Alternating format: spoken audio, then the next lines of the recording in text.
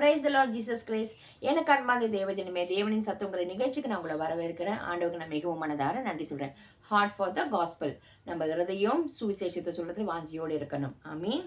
என்னோடு கூட 1 கொரிந்தியர் 15வது அதிகாரம் 4வது வசனம், நேற்றைய தினத்தோட அந்த கண்டினியூஷன்.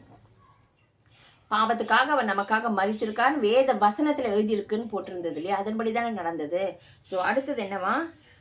மரித்தார். அடுத்தது அடக்கம் பண்ணப்பட்டு வேத வாக்கியங்களின்படி 3ஆம் நாள் உயிர்த்தெழுந்தார். ஒன்று வேத வாக்கியத்தில், அதாவது இயேசு கிறிஸ்து என்னென்னலாம் அவர் பிறப்பாரு, அவர் பூமியில வந்ததுக்கு அப்புறம் நமக்காக மரிப்பார், நமக்காக உயிரோடு எழுந்து கொள்வார், நமக்காக மீண்டும் வருவார், நமக்காக பிதாவின் வலது பரிசலில் பரிந்து பேசுவார். இது எல்லாமே ஓல்ட் டெஸ்ட்மெண்ட்ல தீர்க்க தரிசனமாக உரைக்கப்பட்டிருக்கு. அதை தான் பவுல் சொல்றார். இது எல்லாமே நம்மளுக்கு வேத வாக்கியத்தின்படி எழுதியிருக்கு. அந்த வேத வாக்கியத்தின்படி நடந்து கொண்டிருக்கிறதே, அது நடந்ததே, அதை நீங்க காண்கிறீங்க இல்லையா? அதை நீங்க பாக்குறீங்களே, அதை நீங்க அனுபவிக்கிறீங்களே.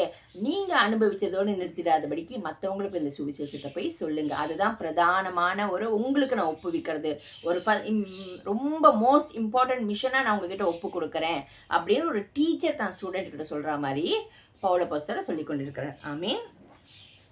இந்த வேத வசனத்தின்படி என்னவா?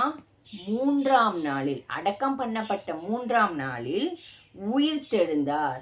இயேசு கிறிஸ்து 3ஆம் நாள்ல உயிர் தெழுந்தார்.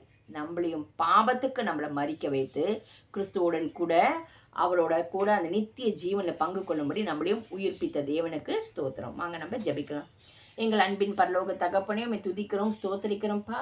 ஆண்டவரே, எங்களுக்காக வந்தீர், எங்களுக்காக எங்கள் பாவங்கள் எல்லாம் ஆண்டவர் நீக்கும்படி பாவிகளாக எங்களுக்காக மரித்தீர். 3ஆம் நாளில் வேத வசனத்தில் எழுதியிருக்கிறபடியே நீர் உயிரோடு எழுந்தீர் ராஜா. ஆண்டவரே, எங்களோட பாவங்கள் குற்றங்கள் எல்லாம் நாங்களும் இந்த உலகத்துக்கு மரித்து கிறிஸ்துவுடன் கூட ஆண்டவரை நித்திய ஜீவனை அடையும்படி உமக்கு சாட்சியாக வாழும்படி ஆண்டவரே எங்களை உயிர்ப்பித்ததுக்காக உமக்கு நன்றி நன்றி நன்றி. ஆண்டவரே, எங்களுக்காக மீண்டும் வரப்போகிறீரே, அதற்காக உமக்கு ஸ்தோத்திரம். இயேசுவின் நாமத்தினாலே ஜபிக்கிறோம் பிதாவே. ஆமீன் ஆமீன். இந்த சுவிசேஷத்தை சொல்லுங்க. ஏன் சொல்லணும்? நான் திருப்பி நான் சொல்றேன். இந்த சுவிசேஷத்துல 4 பார்ட் இருக்கு. இயேசு கிறிஸ்து நமக்காக தான் இந்த பூமியில வந்தார். நம்மளோட அக்கிரமங்கள் பாவங்களுக்காக அவர் மரித்தார், ஏற்றுக்கொண்டு நமக்காக 3ஆம் நாளில் எழுந்தார். அது மாத்திரமில்ல, பிதாவின் வலது பாசல ஜபித்து கொண்டிருக்கிறார். மீண்டும் நமக்காக வரப்போகிறார். ஆமீன். God bless you.